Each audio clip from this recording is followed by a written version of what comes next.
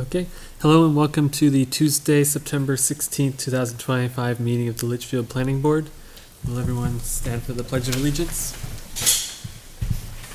I pledge allegiance to the flag of the United States of America and to the republic for which it stands, one nation, under God, indivisible, with liberty and justice for all.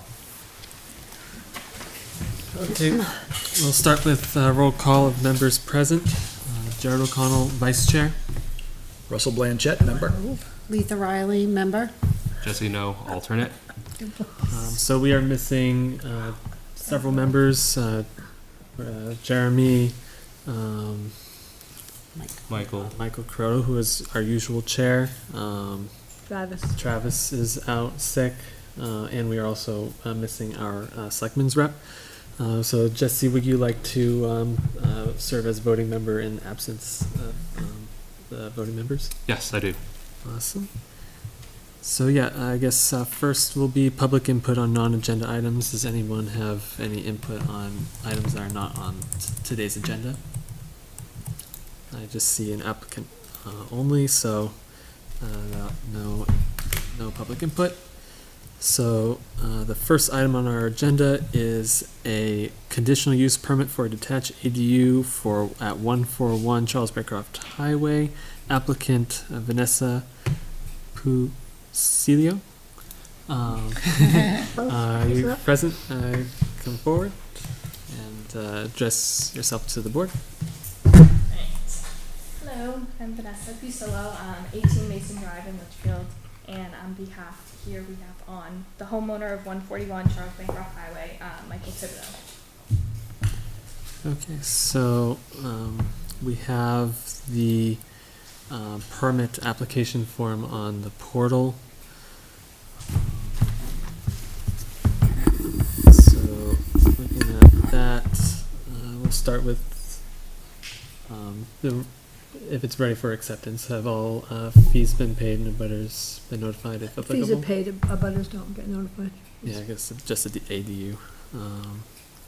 Okay, so. And yes, application's ready for acceptance. Okay, would someone like to make a motion to accept the application for completeness?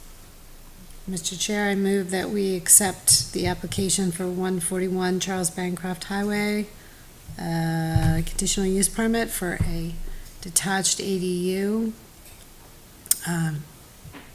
Okay. Did I say for acceptance? Yes. For plan acceptance. Okay, yes, so that's my motion. Okay, so we have a motion. Do we have a second? Second. Okay, any further discussion? Okay, all those in favor of the motion, please signify by saying aye. Aye. Aye. Those opposed? Those abstained? So motion passes 4-0-0. Okay. So we'll have to go through it and make sure that it satisfies the requirements of the conditional use permit. Would you like to discuss the application? Sure. So basically it's just adding a 2-bedroom, 1-bathroom, detached ADU. That way we can keep family close and you don't have to go anywhere, and we can help with family and property taxes. 780 square feet. Explain what you're gonna do with the garage and. Oh yeah, so the current garage is a 24 by 24 structure. We're bumping out 15 by 24 feet behind it, and that will be the detached entrance. And then above the garage, the current garage and the addition is where the livable space will be. Okay, thank you. Does anyone on the board have any questions? I do. I'm curious what, it's detached and attached at the same time? Mm-hmm. Because I So- see sharing a common party wall, so maybe you could just, Yep, so I Explain that. did confirm with the building inspector, and he said because there's no way to access the current garage where it stands right now, 'cause it will be completely detached, it won't be sharing common space. I see. Is how he Okay. So you did have a conversation Yes. with the Yep. building inspector? Yep. Excellent, great. Okay. Well, that's all I've got, if it meets the other requirements. So I'm gonna pull up the conditional use permit. Does anyone else have any questions or comments for the applicant? Jay, do you have any comments? No, I think it meets the requirements. Perfect. So let's bring up the conditional use permit.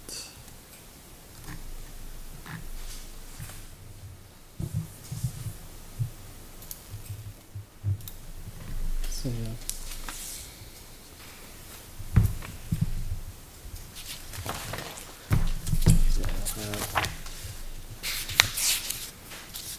Okay, on the side yard with an entrance towards the side and rear, we'll have 2 bedrooms, no parking or driveway adjustments will be made, no additional curb cuts will be needed. Constructed within an existing garage, the ADU is and will be on the same property as the primary home and will not be subdivided. The ADU is solely for the family to be able to have a separate place that they can afford and will not be converted to a condo at any point.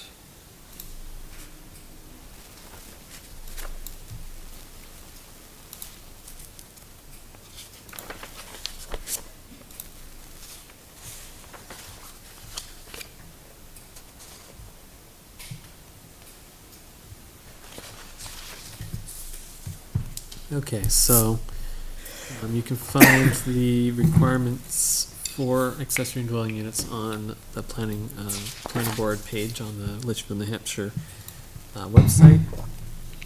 And the main thing we need to just go through is the conditional use permit. So, in addition to the performance standards, for the planning board to grant a conditional use permit for a detached ADU, the detached ADU shall be located only in the side or rear yard of the property. So, Mhm. it is. It's like we have a picture. It's off Yeah, to I included a That's picture up of to- the current so garage the side. So yeah, it's going to Yeah. basically built. behind that. Behind it. Yeah. Is the existing one being removed? in that It's process? not being removed completely. It's just the top half being removed. Okay. And then B, a detached ADU shall not contain more than 2 bedrooms. Yep, it's a 2-bedroom, so it is at the limit. C, parking and driveway access for the ADU shall be provided in a location and manner that maintains the single-family appearance of the property. So, Yep. It's Parking behind stays it, the you won't exact even- same, You won't even know. Yeah. yeah, it won't look that different. No. Yeah. D, no additional curb cuts shall be provided. It's gonna use the same driveway. E, the detached ADU shall be developed within an existing garage, barn, or other similar structure, or outbuilding, or shall be designed to be consistent with the character and appearance of the accessory buildings customary for a single-family dwelling, such as a garage, barn, or other building. So it's gonna be modifications to the existing garage. So that should satisfy that. F, the detached ADU shall be located on the same lot, and said lot shall not be subdivided in a manner that results in separation of the detached ADU from the primary dwelling unit. Yeah, it's gonna be built right there. G, the detached ADU primary dwelling or lot shall not be converted to a condominium or other legal form of ownership distinct from the ownership of the primary dwelling. And then there's some compliance stuff. So yeah, we're just gonna have to talk to a building inspector about that. Yep. Okay. So does anyone have any comments or questions? No issue. So I guess if someone, first public comment. I am not seeing anyone, but if anyone would like to make public, anyone from the public would like to comment on the application, please come forward. I'm seeing none. So back to the board. If there are no more questions or comments, would someone like to make a motion? To accept or to Mr. grant Chair. the conditional use permit. Mr. Chair, I move that we grant the conditional use permit for 141 Charles Bancroft Highway for detached ADU. Okay, we have a motion. We I have- second that. Okay, any further comments or discussion? Okay, all those in favor of the motion, please signify by saying aye. Aye. All those opposed and abstained, so motion passes 400. So I think, there you go, got the permit. Thank you guys so Congratulations. much. Have fun. Thank you Good for night. coming in. Have a good night. Okay, I'll take the folder back when you get a chance. All right.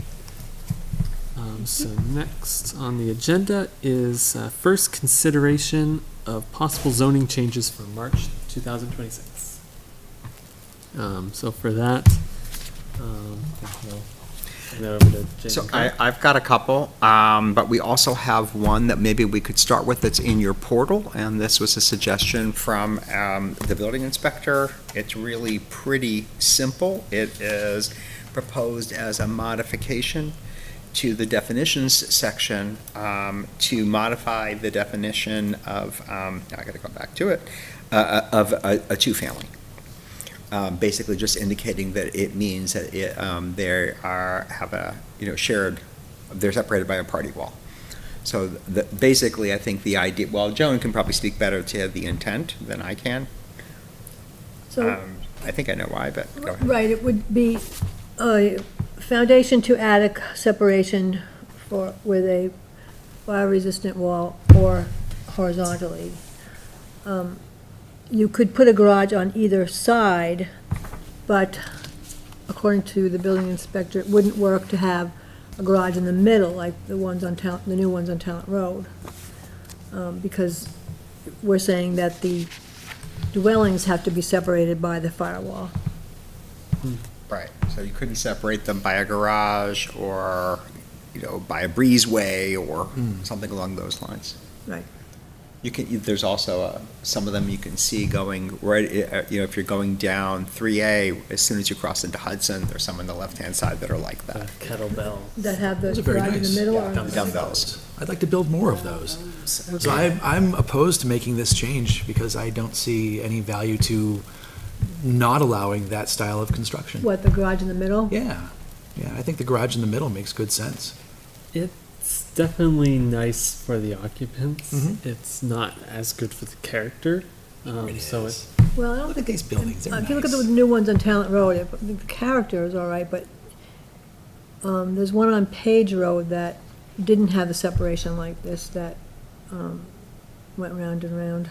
what year was that built approximately? Which one? The one that it was on Page Road? I really don't want to get into that one because I don't want to name any numbers, but that was recently built. Recently built. These are brand new, two sets on Talent Road, 5 and 7 Talent Road. Yeah, those on the lots right. we subdivided They are. recently. Yeah. Yeah. They, They're since both those already- they must have had the necessary frontage for Yeah. a duplex. Yes, they did. Because, And I think they indicated at the time their intent was to put duplexes. They did.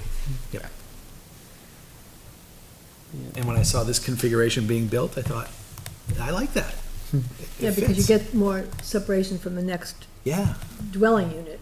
Yeah, like if we put this, if we make this change, the consequence of that is they would probably tie some of the livable space around the garage, either on top of the garage or behind the garage, to create that party wall, right? They, No. probably not, they'd probably No. go with a different design. They'd probably put the garages on either side Right, or under, or or, under if the Yeah. land. then you have a bunch of townhouse duplexes that we already have so many Oh, of. I guess the No Corning, character and Corning Farmer architecturally like that. just, bleh. Yeah. The with this design, they can probably share a driveway, probably, right? I think they often do share the curb cut at least. Because And- I don't think it looks great to have a driveway on each side of a structure. It would be impractical for that configuration. With the garage in the Probably center, it's an ideal better. configuration Yeah. for a single driveway going up to both garages. Yeah, that's typically what you'd see. Yeah. So would definitely be good to get public input on this one. Yeah. Yeah. Yeah. See if the public has any strong opinions on the, I'd be interested to hear Jeremy's take, since he's who's the builder amongst us? Because I think, for newer construction, I think you have, from my perspective, and I could be wrong, but I think you have more options to make it fit with the character of the neighborhood that I know you're referring to. Whereas I think with some of the older homes, I think you're really limited to how you can not end up with that dumbbell effect. I mean, I don't know how else to say it politely, but I just think with the angles of the roofs that, say, already exist on some of the newer construction, it allows for more play in building. But I hear you, in some of the older homes where there's not as much of the architectural detail, some neighbors would be diametrically opposed to looking across the street at something, and yet I don't know how we could protect their ownership rights as well. Do you know what I'm saying? Yeah. Well, I don't think ownership, the rights would be that disenfranchised with where you put the garage. And the abutters would have the ability to come before the board if there was a plan proposed. Well, they wouldn't Yeah, though, but- because but- Yeah, they wouldn't. But would we have the Not for the ability to building. say no? I No. guess is really what it comes down to. Yeah, right? because, I mean, typically, I'm sorry. No, I was gonna say, if you put something like this in, then you're really, you can't say no, despite what the neighbors say, right? Well, right, because I mean, well, what's allowed is allowed, so if this passes, you would have to have the units physically attached. Yeah. That would be, that would be the zoning requirement. But typically, when we create a subdivision, like in the case of Talent Road, they don't show us the design. We're not approving the design. We're just approving that they have a duplex, and so any way a duplex is allowed, they can do. yeah. Yeah, and with one of the duplexes that we had someone come to change the ownership type to condominium style for a condex, that one had very little overlap. It was like probably the size of a few doors, maybe, in terms of area, because their units were offset a lot. Right. And I don't know if that's what people would prefer or not prefer. It's just stretching a big property or big structure on a property that can fit it. And yeah, I don't know if that's good or bad for character. You see it more in a place like Litchfield or in Hudson because the lots are larger. In Nashua, you don't see this style typically because they don't have the width. Yeah, like if we wanted to have a different type of requirement, we could require a certain percentage of the building's like side or depth or the narrowest dimension be used to calculate the overlap percentage of the units, but I don't think that's worth it. Getting really complicated, Yeah, exactly. That's the problem. overly so. Right. I mean, we're going to have more workshops, so we could certainly put it to another workshop and maybe get some more input from the board when we've got more members and Yeah. maybe the public. Yeah. And the Do you building think inspector. we could put out a message about when we have our next meeting to specifically ask for feedback on Yeah. duplexes? Absolutely. Because I think we need input from the public on this. I don't think Right. the board members is a big enough sample size. You know, because, I mean, ultimately, the way the process works is we'll have our workshops now, we will schedule public hearings December, January. We have to have at least one in January, maybe two, but we could have them earlier too. So there'll definitely be public hearings if whatever amendments get that far, whatever we decide to do. Yeah, this is one where I don't know if we want to bring it that far yet. We might, yeah, exactly. But at least we can have workshops and if we notice them well enough, we may get people coming, weighing in. Will we have a workshop in our next meeting, or will that agenda be very full? It's very light. So we could definitely have a workshop at our next meeting. It might be a good idea. Sounds good. Do we wish to formally ask for feedback from the public or notify them on the social media or something? Well, if you use social media, you only reach a certain targeted population. You don't reach the population. More than the I don't board. use social media, so Certainly what we could do is, rather than, just say workshop, we can list the items so that the public can see which items we're going to be discussing at that workshop, and have them up in the portal. which is what we commonly do.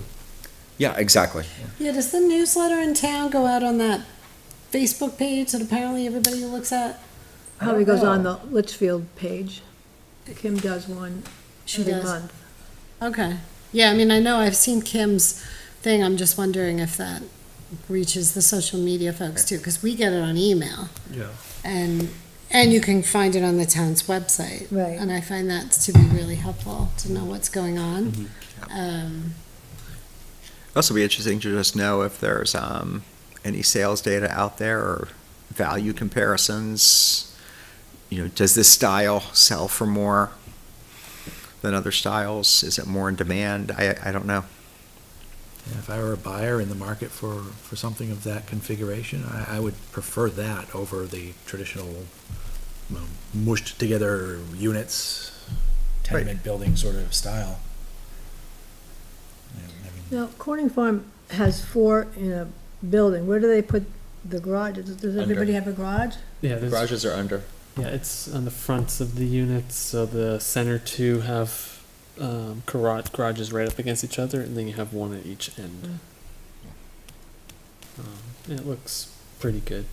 But there's living space above those garages.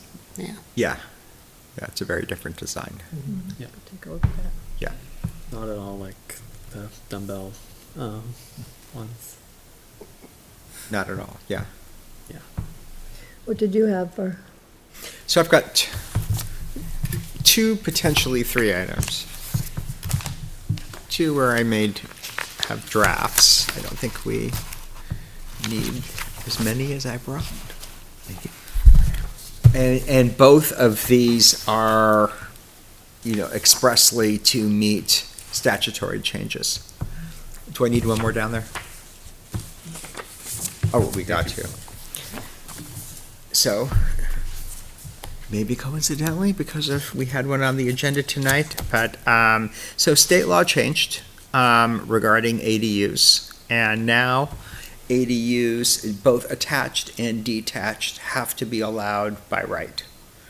And there's a few other changes, also, that come into play that are statutory, so I'm just gonna briefly walk through this. There were one change I suggested that isn't statutory, which we could certainly discuss. Another potential change I highlighted but didn't propose anything.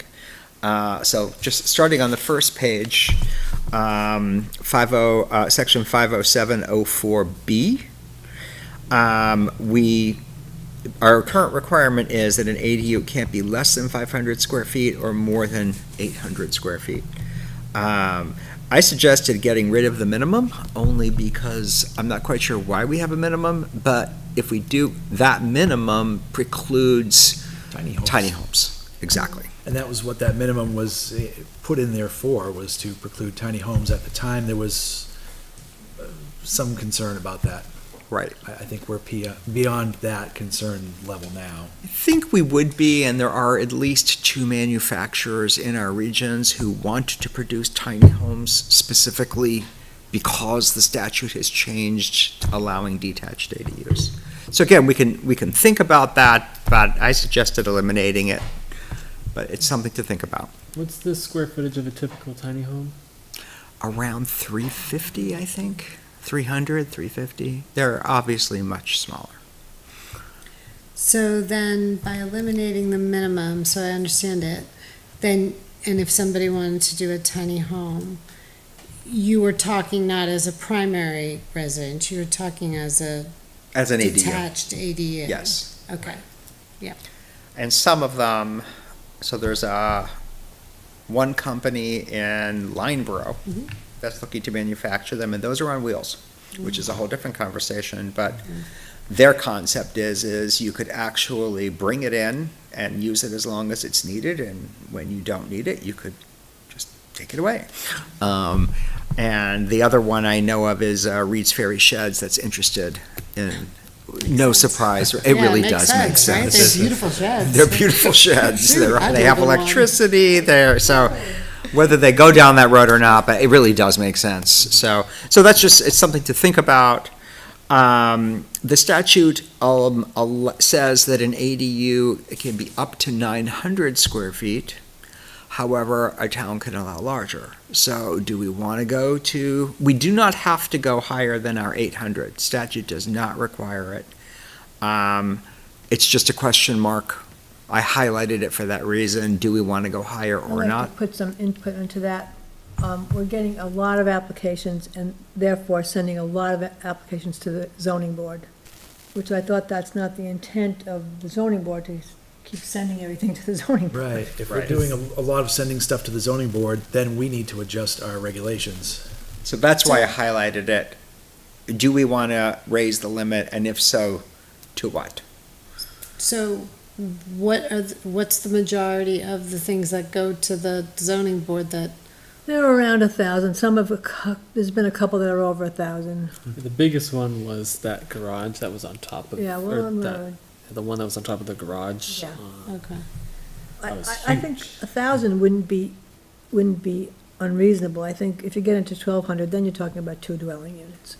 Can we see some data, though? I mean, can we see, like, in the last 2-3 years, what ADUs have come into the town, basically, what has come in, and what have we had to send to the zoning Yeah, board? I'll- I'd like to see sort of a I'll talk breakdown, to the, and to see the largest amount, because at what point does it become like just a really big addition for grandma with multiple access points and her own separate kitchen? I mean, don't get me wrong, Separate kitchen. I want one of those, but, Right. but I'm curious to know what the demand is in this well, town. what's happening now is smaller builders have figured out, if they just put an addition on, don't connect it, just have a hallway going to that, don't make it a separate unit, they can do whatever they want. Yeah, Figured that one Yeah, out we're having pretty that. fast. Discussion. yeah, I With think one. we need, I'd feel more comfortable with data that tells me what, like, before you strike a number, to Right. just say, Right. okay, well, what's been the demand out there? Because I know what it is in the surrounding area based on what I do for a living, but that doesn't mean that's the case here in Litchfield. So I'd be curious to know what people are thinking here and what they're attempting to do in Litchfield. We can get some of that data, and maybe we can also do a little bit of a kind of what are surrounding communities doing. We can look at that also. Yeah. Yep. Would All help. right, so I'll bring that for our next workshop. Thanks. Building inspector. I Okay. planned about 950 square feet. I saw there was an 800 square feet limit, so I shelved the project and. Okay, probably so won't, you would be one of those who would be an informal data point, but not Right. necessarily a formal one. Okay, I'm someone who didn't bring forward a plan that would have had to get a zoning Yeah. variance. I Okay. just put it aside in a drawer and forgot about it. sure. Would you have not, so you didn't want to continue with it at that, any smaller than that size? It wouldn't have been practical for what we were trying to accomplish. Were you planning on having family? Yeah, I was gonna move into the new part of the building and enjoy some new construction. And stick my Russ son was and gonna his have a wife and the man cave. grandkids in the shabby old house. Yeah, there's a limit to how small you accept, like you Yeah. would accept living. I've got stuff, I spread out. I need square feet. Yeah. Yeah. I think the kids are used to more square feet these days too, so. I can say anecdotally, and whether it's something you treat differently or not, but I know from Nashua and Hudson, a common variance application is where they're converting the basement. And you kind of have this fixed square footage. What do you do with the rest, you know, it doesn't make sense to do 3/4 of the basement. Yeah. You know, and so that's a common one that we see. Leave it And- unfinished is one option. So it's original. Leaving part of it unfinished is, and usually there is a, you know, well, the furnace room is common, and so, but still you wind up with these weird scenarios, so that's a common variance. And those often come in around 1,000-ish, depending on the size of the house. Based on the footprint, yeah. Right, so we'll get some more information on that and bring it in, we can think about it. And that's also a great place to get some input. Yeah. And maybe people will show up to our meetings. Yeah. If we put it out there and say, we're Right. gonna talk about this. They'll do that would. You know, how many Russes out there do we have who didn't come forward Yeah. because they thought, oh, it's not worth it for me to do less than That's a good 1,000. point, And now the yeah. moment has passed. My son bought a house, so, Yeah, you know, I don't need to build an addition now for housing the family. Right. There was a point in time where it was seriously considered, plans were drawn up, and, Sure. yeah. yeah. It takes money and time and, Yeah. yeah. Okay. So turning the page, since so because you have to allow both attached and detached by right, we can no longer require a conditional use permit. So under section 5, that. right, I know. It just, from a staff perspective, it still leaves us with, we have an ordinance and this is what it says. and Rules are the so rules. yeah, Like if we rejected, there probably could have been like. if we rejected it, would have been a problem, yes. So instead of saying conditional permits, I just changed it to additional requirements for detached accessory dwelling units. And then moving on down, instead of planning board, it's the building inspector who will just grant a building permit. So prior to granting a building permit, these have to be met. Going down to E, we are no longer able to impose aesthetic requirements or constraints on a detached ADU unless we apply the same to the principal dwelling. So I kind of figured the easiest thing to do is strike the language about customary accessory dwelling, buildings, garage, barn, whatever, they're just allowed to do a detached ADU, and Make it look like the house. it can, right, I mean, Like, yeah, right. An addition, yeah. So That's that's okay. actually really it for the changes. Those are really straightforward because pretty much that's just what statute requires.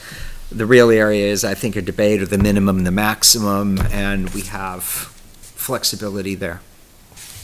So the tiny home you mentioned, is that first one you mentioned basically a mobile home? Well, I don't know that it meets the definition of a mobile home. It would have met the definition of a mobile home or manufactured housing under a bill that was proposed specific to manufactured housing and expanding the opportunities for it, also tinkered with the definition. I'm not sure that it does under the current one. The one that I saw in Lyonborough was very small. It was about 180 square feet, not counting the loft. So there was a bed in the loft. It was extremely small. They do make them up to double that size. I could probably. Coffins. With regard to the classification on wheels and whether it's mobile, manufactured, there's a lot of confusion out there right now, and frankly, Absolutely. nobody's put a stake in it. Banks are confused. It's we're seeing it everywhere in the appraisal world right now.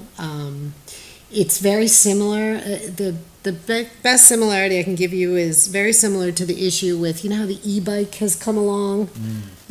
It's a bike, but it goes how many miles an hour, and it's on the road. Does that make it a car? Should it be licensed? moped. All of that. Yeah, it's like, is it or isn't it? And It is an well, issue. wait a minute. So it's the same type of debate and question, and that's going on in the housing world right now, like the tiny home, is it on, if it came in on wheels and it still, but does it have a chassis, and can it be removed? Is it personal property? Like, Good we point. get all of that. It's really confusing, and I don't think there's a definitive, statement on it yet, to be honest. I think that's true. Yeah, I would imagine that a structure that has its own foundation that is sized properly for it would be more valuable than one that is on wheels or can be Oh, for sure. carried away. So Pop off the wheels and. this is screw it just, down. if somebody wants to look on my phone, this is what one looks like inside. Very small. And I can send people pictures of these. And I can show you what it looks like on the outside. They have to have something. Did Oh, they? yeah, of Even course. the 100 Of foot? course, you Really? can have an outhouse, It needs otherwise, to yeah. have, it needs to be CO. habitable, and it needs to Yeah. have a kitchen. Right, that's an exterior shot. Really, really tiny. That you definitely know, doesn't look like a permanent structure. Bring it- Right. So, yeah, I think it'd be worth having, we'll put it on the next time. We'll get some examples. We'll get some data on the zoning board and Amazon. Is there any update on the potential law that was passed by Congress to be given to be signed by the governor regarding the changes with requirements for the manufactured housing? my understanding was that didn't pass. Okay. So it's not going to be signed into law this year. Will there be another attempt? Probably. 'Cause, yeah, that would very much affect towns like ours and many of the surrounding ones, because you're not allowed to put those on properties unless it is temporary due to destruction or major repair. of the Right. There are almost no towns that allow them on individual lots. Unless there's been a fire and you're rebuilding, and you can have it for 1 year or something. That's usually the case. Exactly. So yeah, that type of law would majorly affect. That would have a major effect. Yeah. Yeah.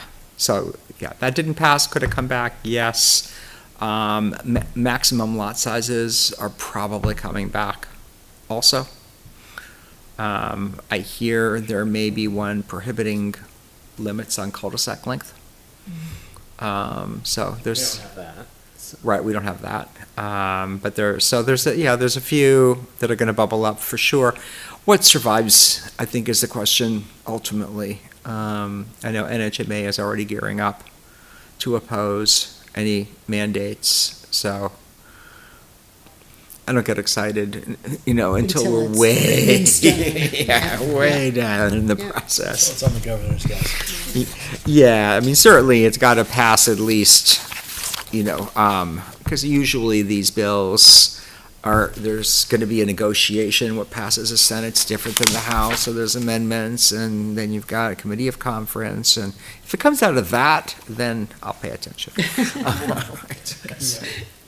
There's only so much bandwidth. There's so many bills that get introduced. You just can't. For people who are lobbying and that's their thing, of course, but yeah, I can't get too excited. So the next one I have in here is for home childcare, family childcare. So we had a change in state law. This was actually last year, and it's a little odd when I first got to it.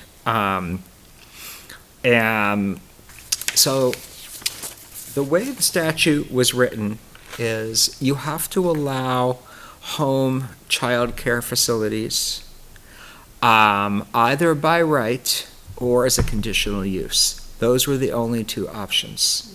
So, special exception, you can't do it. It's got to be by right or conditional use. So I thought we were fine, but then I realized, actually, I'm not sure what a home occupation is. What form does it take? The statute says you can't require site plan review. So what is it? So I think the best way to deal with it is to just say it's a conditional use permit. Planning board's empowered to allow it.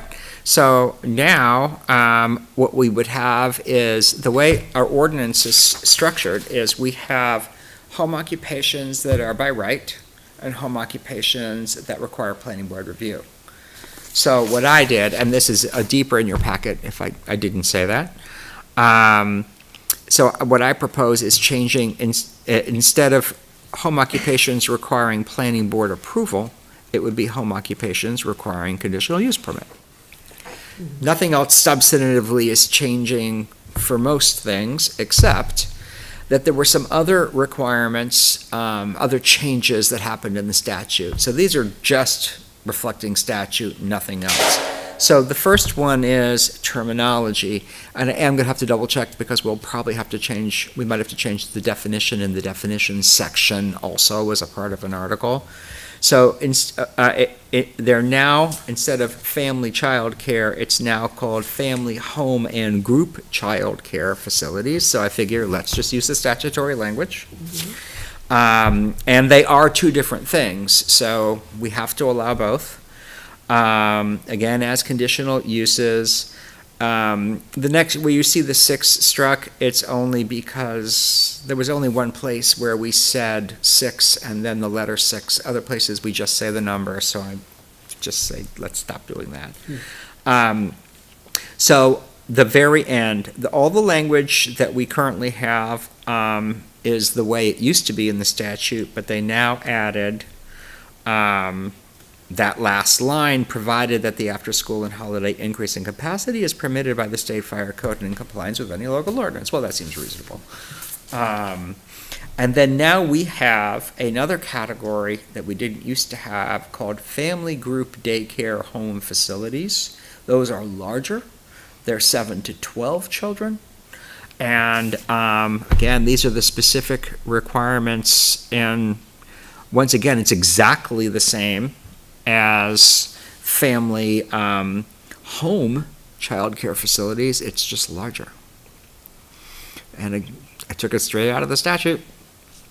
So that's what it says. That's what I put in. When it comes to adult daycare, there were no changes in the statute for adult daycare, so I didn't address that at all. The only change there is, again, I used conditional use language.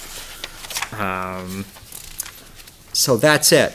Now, I will say, I only put these 2 sections in. I did not put in the entire ordinance. So if you see there's section 504, home occupations, there were no changes to any of this. I jumped from 504 to 504.03. That's just because there's no changes in that area. What happens to the existing daycares? I have 2 that are home occupations. What happens to those? They were approved under the old statute. They They just, stay where they are? yeah, they'll just stay the way they are. Okay.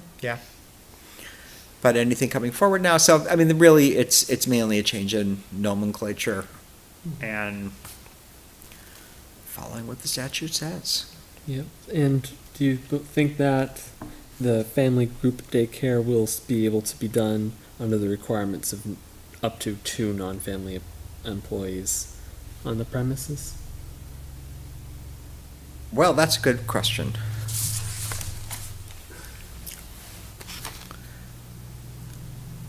Probably. I would think so. Because they always have family. Because you still have the family member, so the up to 2 additional would, I think, meet the ratios. It's a good question. We should double check that, but I would, I think it's reasonable. My only question is that going to be okay with state statute? well, it is a good question because there are requirements for how many caregivers, whatever the correct term is, per children, or Yeah. it's more than one, Yeah. but how many children per caregiver, and I think that's age-based. Correct. So, So- it might limit really young facilities, or facilities that have really young children. Right. It may. It's a good question. There's nothing in the statute that I saw about it, but I'll double check that. But that's also maybe not such a bad thing, just because 12's kind of a lot. Yeah. And at that point, we have parts of town where you can just have a full-on daycare in a commercial facility. Right. And if you have more than 2 employees, you start to have more of an issue around parking and more of the likelihood that it looks like a commercial facility, which has really never been the intent. Yeah.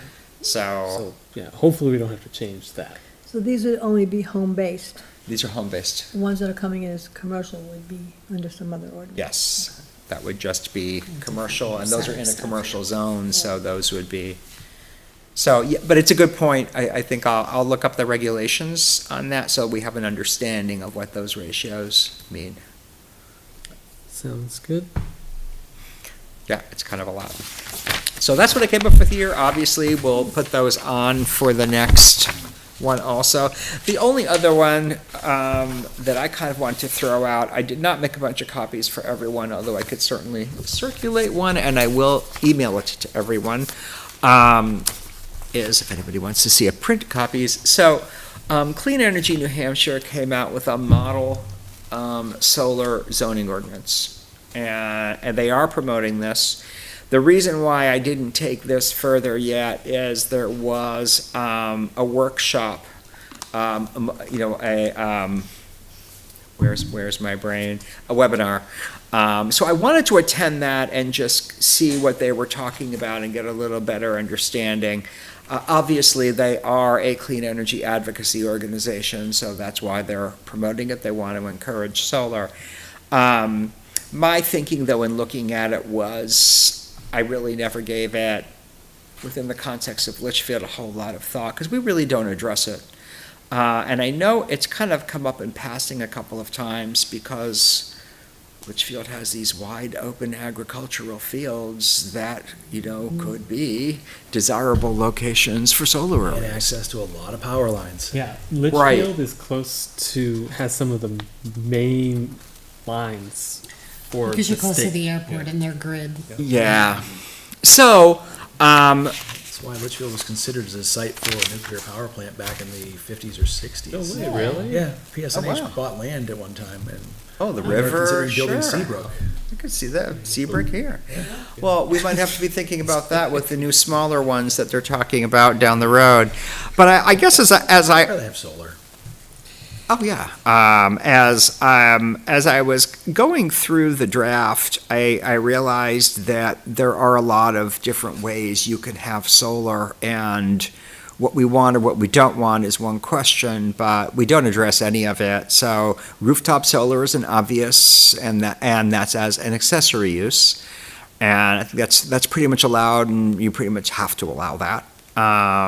Ground mounted is a little different, and I know we have ground mounted, and I'm not quite sure how we're regulating that, because I don't think we have anything in our ordinance. So ground mounted is a thing. And then when it comes to ground mounted, there is, I was looking through it, pole mounted, rack mounted, in ground, on ground, dual use. I'm like, oh, well, that's kind of interesting. Yeah, and some of the pole mounted ones actually move with the sun, and they get the right angle more.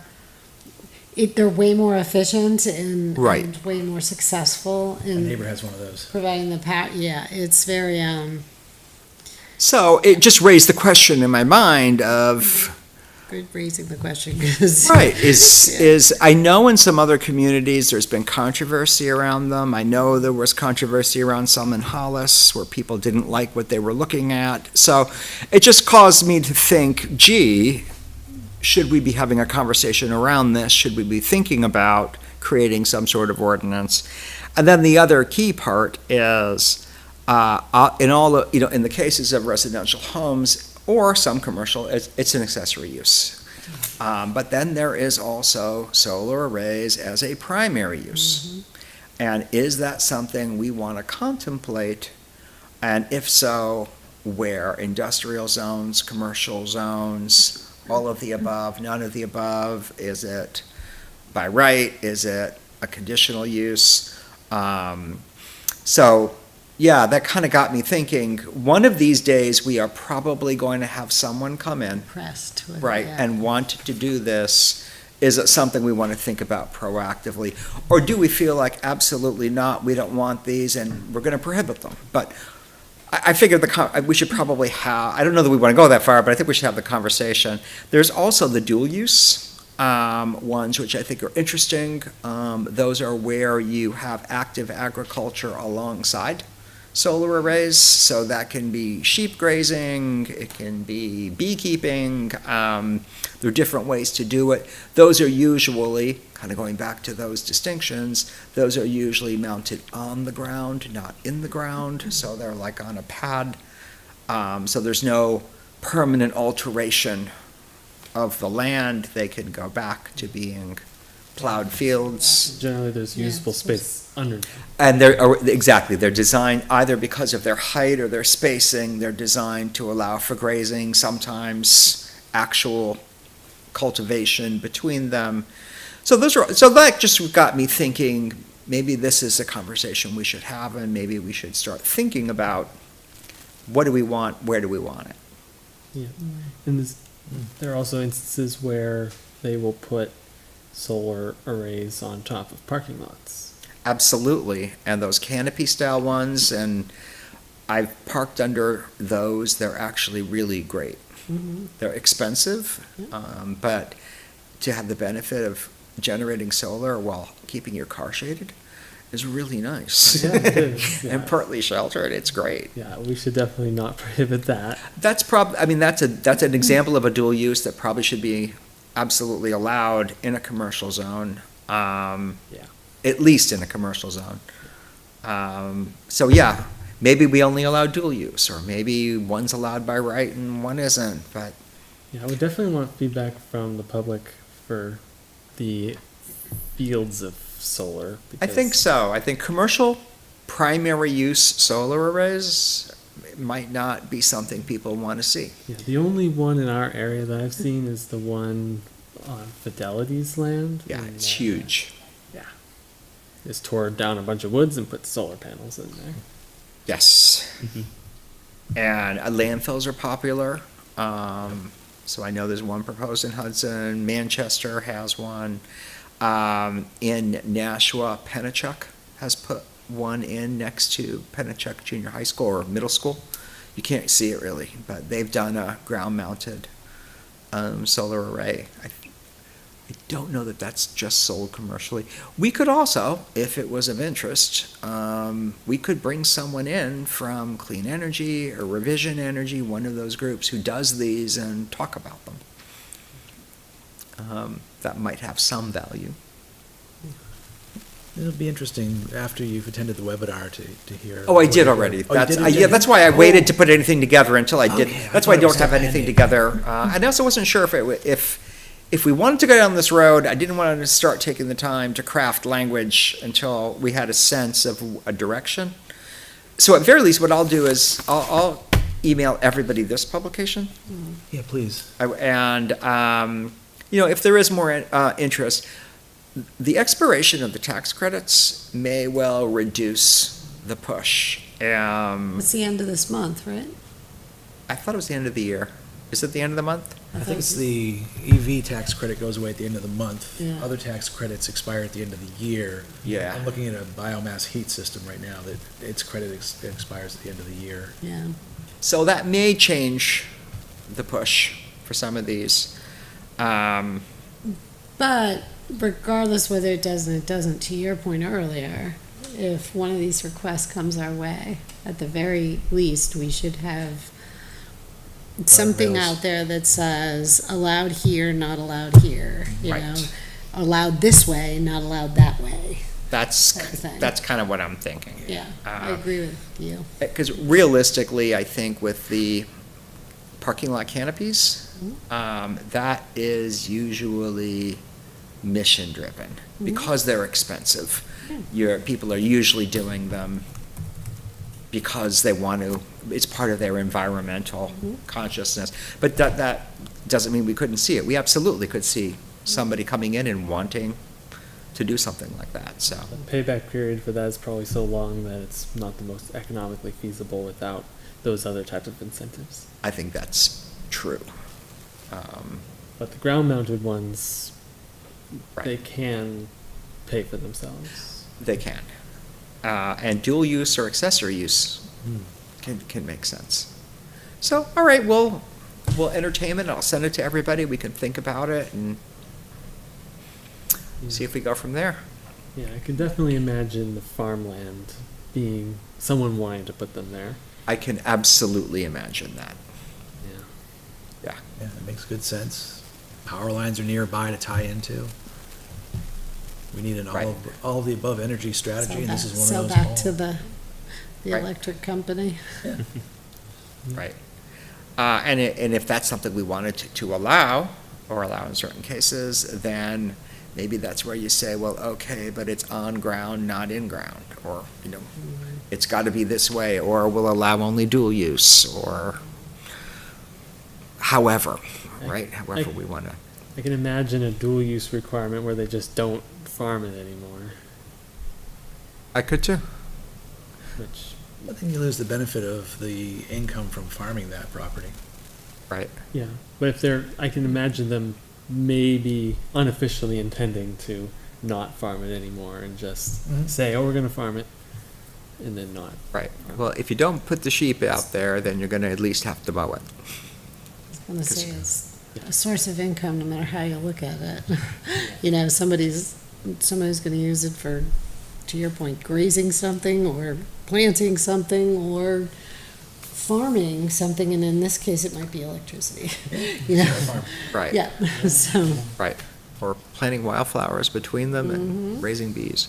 I'm not aware of many animal farms in Litchfield, mainly just crop farms. Yeah, there was one, but I don't know if they're still they were selling. Normanton still has animals. Yeah. Is that the one near? Across from GMS. GMS. Right. Yeah. And then he has some cows further down. Because at least you used to be able to go online and like buy a cow. Yeah.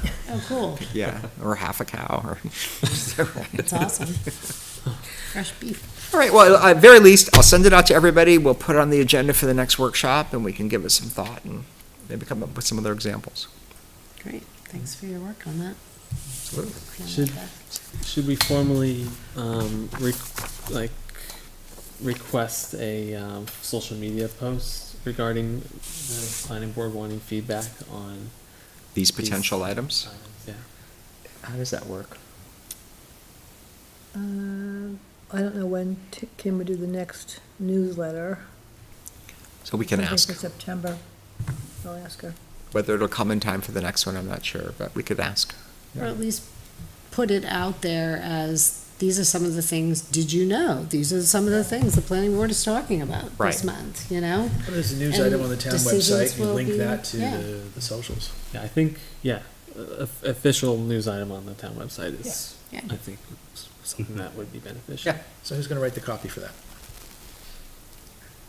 Jared, we choose you. No, really. I Doesn't don't need to be I don't lengthy. think it requires anything more than a couple of bullets. Like, did you know the planning board is talking about these things in the coming months, you know? Be Planning board interested in is your, looking- right. Yeah. Planning board is looking for, feedback. Feedback. Opinions on the size of accessory dwelling units, duplexes, Yeah, if you have solar. strong opinions, Right. you know, let us know. And maybe solar. Yeah. What are your thoughts on that? Yeah. I think we need input from the public for this in order to create any valuable ordinance proposals. I think so. Yeah. Okay. So is there anything else to discuss in today's workshop? That's all I have. I do want to float an idea. I've been looking around at the possibility of putting electric vehicles in our ordinances and requiring any new construction for residential new construction to include a provision that EV chargers can be installed in a practical way. And I found that the city of Lebanon has some really good language in their zoning ordinance. If there's any interest among the board members, I could put together a presentation for our next meeting. If not, I'll just give it up. Yeah, it might make sense. I know that regarding the developments that have happened recently, I know Corning Farm, I think he said that he was including EV chargers in the garages, but I asked Reggie and he is not including them in the at least in the default configuration of the Talrico Street development. And I highly doubt the development off of, at the bottom end of town, where BAE Systems was. I highly doubt there are chargers on that one. And I'm not asking for chargers, I'm just asking for provisions for a properly sized breaker panel that you can add a breaker to, wire already in the walls, so you don't have to tear up the walls to pull wire. Like realistically, So all you have to do plug, is, like an yeah, EMF. so all you have to do is put a breaker in the panel, put a, an end on the wire to plug into the car. Like, Right. the cost difference between running the wire versus adding the breaker and the plug is not very big, so Okay. I think I would find it reasonable to expect the outlet. Right, because that's easily added so long as you're wired for it. It's probably just An EMA 650 or something along those lines. $500 of added labor and parts to the cost of new construction. I mean, it's definitely something, there's two contexts. One is the residential and the commercial. Should commercial be allowed, Be providing required. a certain number? If so, what type of commercial? Where does it make, it makes sense where people are going to be for a period of time. Oh. Don't you think the you tell me, I'm not being argumentative at all, actually. I think it's a great idea. I'm curious though, from a developer standpoint, they're gonna do things that they find they can market to the public, right? And if they felt that they needed to do that, they probably already would be doing that, right? If there were a critical mass of electric vehicles already on the road. But I think that's a future state that we're going to find ourselves in. And you're gonna have a lot of homeowners whose developments are taking place now that don't have the provision in their buildings to easily add the charging, that could exist if we had some mechanism in zoning to I require it. remember when Aramco came in, who is going to buy this gas station, he was not going to put in charging now because the next generation would fit more vehicles. It was a problem Yeah. that only Tesla was fitting into. Well, and it's hit or miss too. I remember the town of Derry had, years ago, like maybe 15 years ago, had gotten some kind of grant or something from the state, I don't know if it was federal government or state, and they put in all of these chargers. And the idea was that put them in these downtowns, right? So that people can plug in, and it was good for the downtown because you could walk around and shop and while you're waiting, and it brought people into the downtowns. And that was the intent. And what actually happened was they were never used. Hardly ever. Oh, at the time, there probably weren't enough. No, but I mean, even so much so in the last several years, they didn't know what to do with them. And okay, people would come in every once in a while and plug in and whatever, but they didn't achieve the downtown shopping mecca that they were hoping that it would be. And I don't know what they've done with them since, but for all I know, they probably had some town vehicles that maybe plug in there now. But a lot of these things come along, investments are made, and then stuff isn't utilized necessarily the way that you think it's going to be. So that's why I asked the question about the developers, because I would imagine if it's in their best interest in to build market share, to do it, and the cost isn't all that prohibitive, I'm sure they would be doing it. When we install a generator, in our house, we had to increase the panel, right? Same type of thing, I would imagine, for an electric vehicle. I don't know. Yeah, an EV just requires a standard double pole breaker, typically like somewhere between 30 and 50 amps. Okay. Which you just have to make sure you have enough space in the panel and capacity in the service. that you don't have like 100 amp service, Yep. because 40, 50 amps is a big chunk of a 100 amp panel, which does not Yeah, work well. and if you have development of multiple units, do they all get that? Do you know what I mean? Realistically, any new construction house will have minimum 200 amp service, and you can easily add an That's EV the charger standard. for that. Yeah. It's multifamily, I think, where you have more of the challenge. Exactly. Yeah, That's what I If they worry about the don't own it. consumption too. Do we you require know? too many and not have enough vehicles to service, and meanwhile every parking space has a charger? I think that's not the intent here.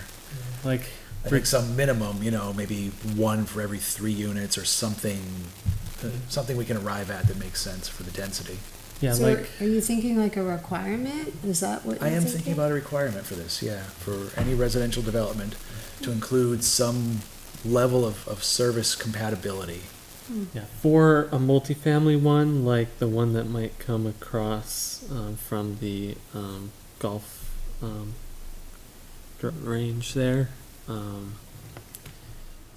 having service available in the garage structures would probably be a huge improvement over nothing. Right.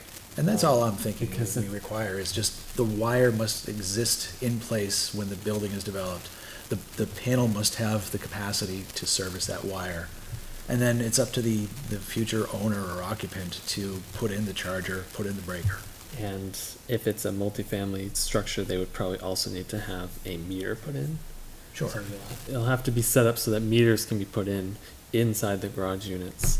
And like, even if it's not every garage unit, that's okay. Someone can park a little further from their unit if they can't get a unit near the charger. But in order to own an electric vehicle, you need to charge it. Realistically, it's like home charging is the most practical way of doing it, unless you have a work that subsidizes the charging, because fast charging is not really at all for use with typical use. It's typically for just traveling.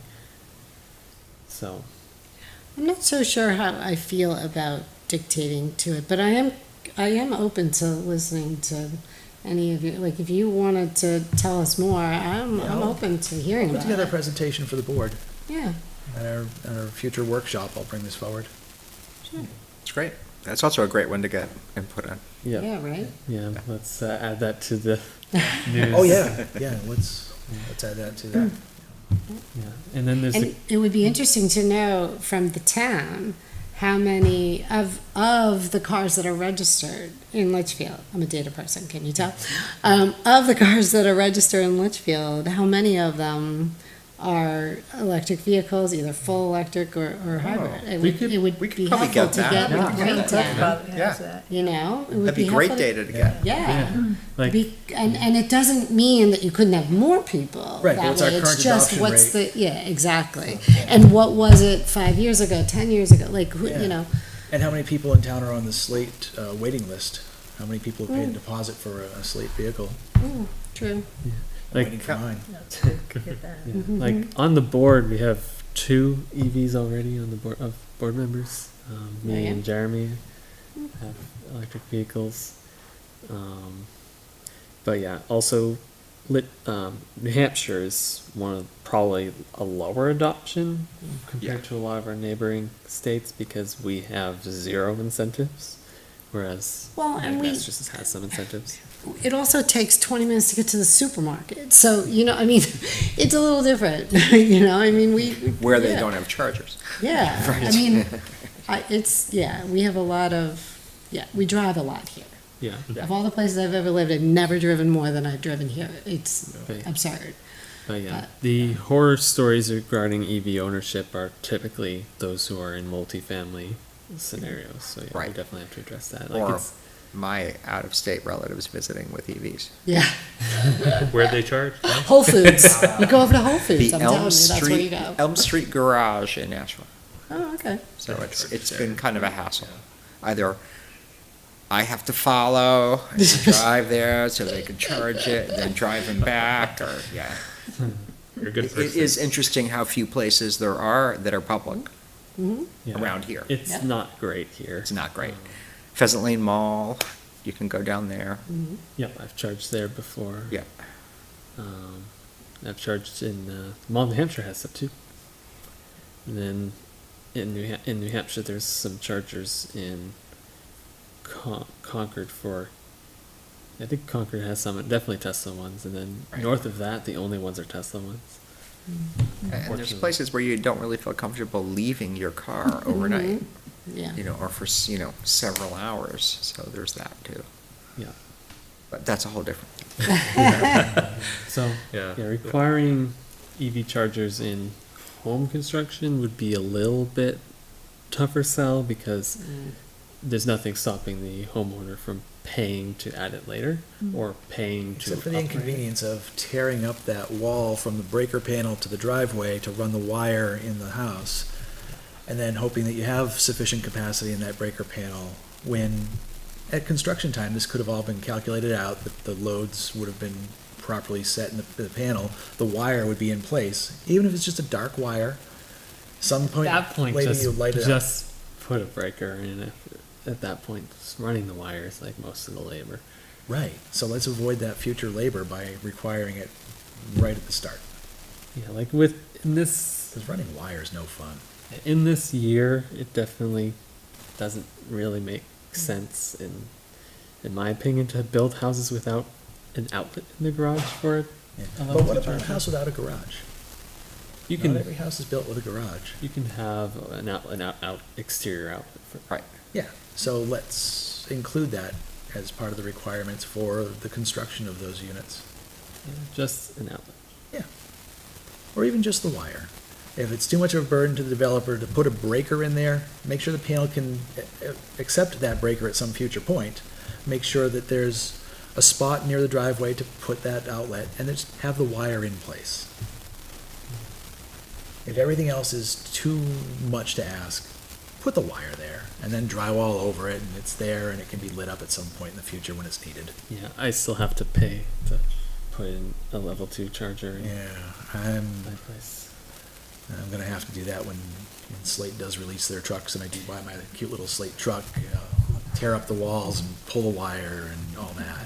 I'll wait until your presentation because I am very open to hearing it, but you're talking to a person too who doesn't feel that the infrastructure in this country or this state or this area can handle, the roads can't handle all those electric vehicles, the weight of them. The bridges can't handle it. I mean, They're we can not go, the that- grid can't handle it, Yeah. but They're you know. not that heavy compared to a normal car. It's just like a heavy normal car. It's just the battery weight's definitely a thing, but it's like, Yeah, and the future state is the cars are really smaller and more affordable, so that folks see who about don't that. have millions of dollars to spend on a Tesla can buy a practical vehicle for under $30,000 and just have a runabout to get back and forth to the grocery store. but yeah. In terms of infrastructure, home charging is definitely what is necessary to help promote the adoption. Not public chargers. Yeah. Okay, so I'll put together a presentation for our workshop, Sounds share that good. with everyone, and Be interesting. Sure. we can discuss and move forward with whatever we choose. Thank you. Sounds, Russ. Yeah, thanks for thinking outside the Yeah. norms. That's good. Are there Yeah. any other items to be considered for zoning changes, like anything that has been brought up in prior subdivisions or anything like that? Tried to look back, and I didn't really see much that was out there. There was, my personal view is I don't think this is a sufficient issue in Litchfield, but I did look back a couple of years ago. The question of Airbnbs came up, short-term stay, short-term rentals. Do we want to develop something around that? My sense is there's just not a lot of that in A Litchfield. lot and- of towards the area Right. in a few units is not going to cause problems, hopefully. That was kind of my sense is I don't see an issue, I don't see a problem that needs to be solved. So, but in looking back, I kind of just went back prior years. What did we talk about and not move forward? Or that was one. There was really not a lot else. The one that we really kicked down the road for years was the mixed use, which we finally adopted. And regarding like the Talarico Street subdivision, there were some proposals for zoning changes by residents. Yes. Like, I personally don't feel like it's necessary to add, like, the cul-de-sac length limit. That doesn't seem worth it to me. But that was definitely one that came up. It came up. Would that fly under the new state laws? That's Year or two. that's definitely being targeted for next year. Yeah. Yeah.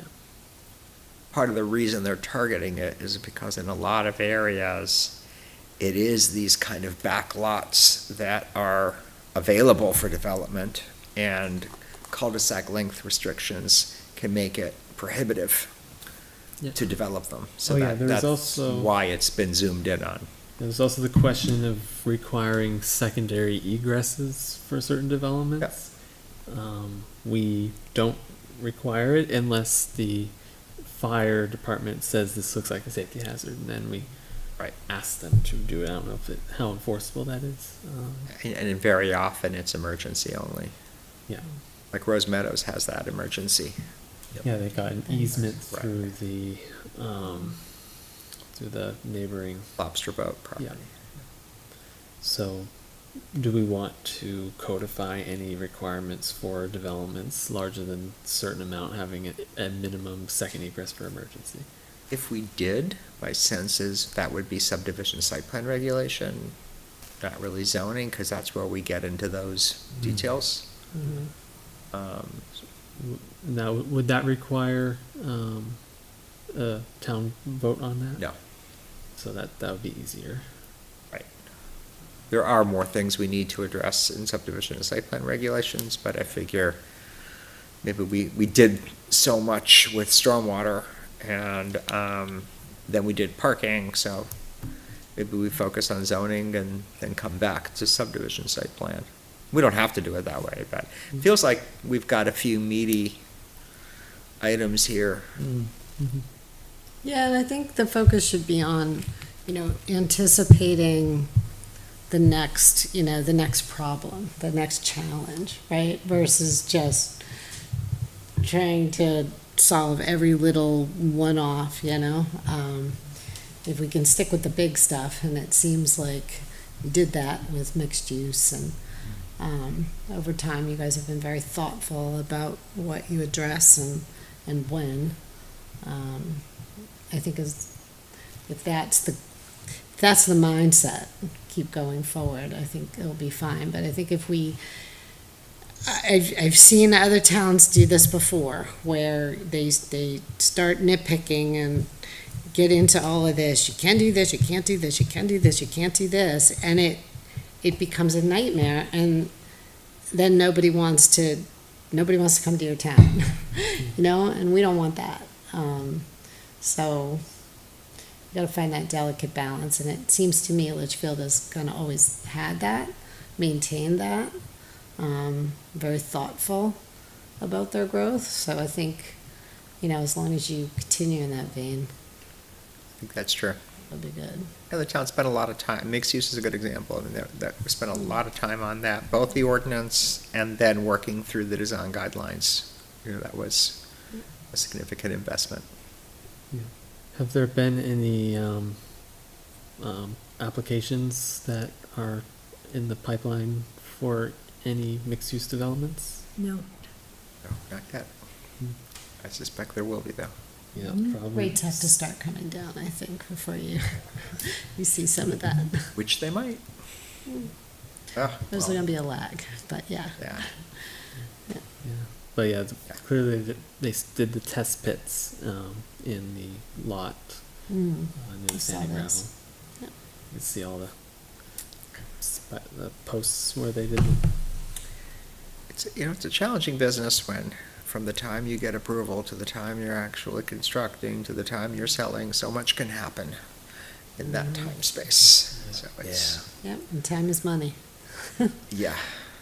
Yeah, with the Talarico subdivision, the amount of time from when he started the process to getting in front of the planning board, and it was ages in front of us. Mm. And dealing with state permits, and then he started listing them. He still has some listed, but Yeah. some of them look nearly complete. So long process Yeah, for It's those. a long to- process. Yeah.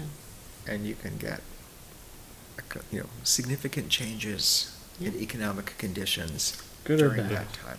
Good or bad. Yeah. Looking at the listing prices, I'm sure some of them were good, but that will not always be the case. Uh-huh.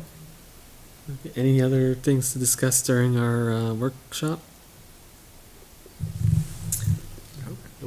More to come next time. Yes. So next on the agenda is return of Dave Llewell, Yes. Hello. escrow amount at 288 Charles Bancroft Highway, remainder of $427 plus interest. Why is this on ours, not like the town selectmen? Because we held the escrow accounts Ah, for developers.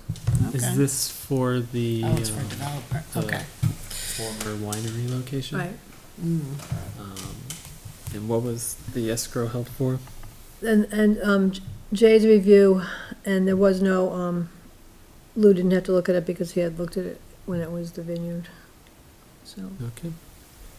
So, not much spent So out of do that. we need to approve or release it, or? yep. Yeah, so it needs we'll a motion. A yeah. motion to release, return the escrow amount to, would it be, or just return the escrow held in, for Dave Hillowell? Yeah. So- Hello, well. So would someone like to make a motion for that? My first motion. Go ahead. I'll make a motion to return of Dave Hellowell's escrow amount at 288 Charles Bancroft Highway. Remainder $427 plus interest. Okay, we have a motion. Do we have a second? Second. Okay, any further discussion? Okay, all those in favor of the motion, please signify by saying aye. Okay. And those opposed, abstained, motion passes 4-0-0. So next we have committee reports. Who here is on a committee? Yeah, just, No committee. okay. Oh, we do have a NRPC commission meeting tomorrow night, 7 p.m. For anyone interested, you can attend remotely or in person. But we have Julie Lenzer, who is I'm forgetting her exact title. I think it's head of innovation at Biofab USA, also Army, also the Regen Valley Initiative. So she's going to be presenting on the Regen Valley Initiative, which is the regenerative medicine economic hub, which we are actually a part of.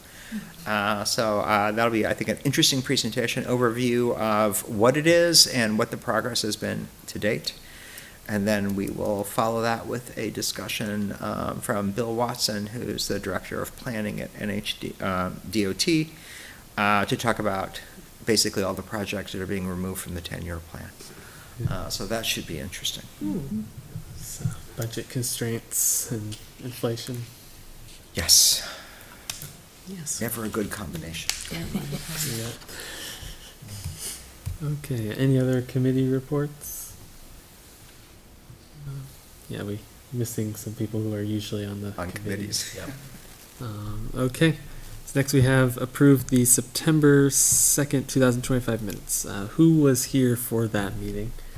I was. I was. I was not. Okay, so we can, everyone who has had a chance to review it, because we need, I think, we need a majority to approve it. We have a majority. Yes. So, did anyone have any changes that they wanted to make to the minutes? I did not. No. I did not either.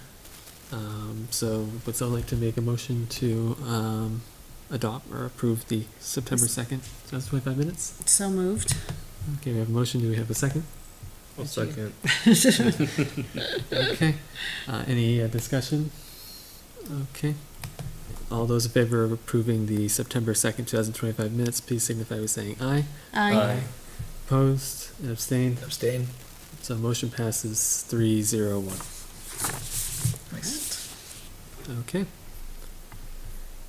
Next is any other business. Is there any other business for today?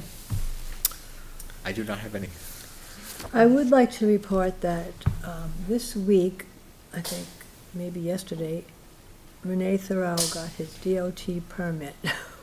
Oh, that took a while. Wow. But it does Seriously. say, in reading part of this, I haven't got all the way through it, that no work in the state right-of-way shall be performed between November 15th and April 15th. So, I gonna don't know have what to will hurry. start this year. It's gonna have to wait until spring to Well, maybe they start. can start working on the site. I don't know what they're going to do, but Can they start like clearing the land and On their own, on the site, yeah. yeah, they just won't have anything between their site and the road. Unless they in hurry. the right-of-way. But that was interesting to see it finally come through. Or maybe he knows somebody with a paving company. They could do it fast, in October.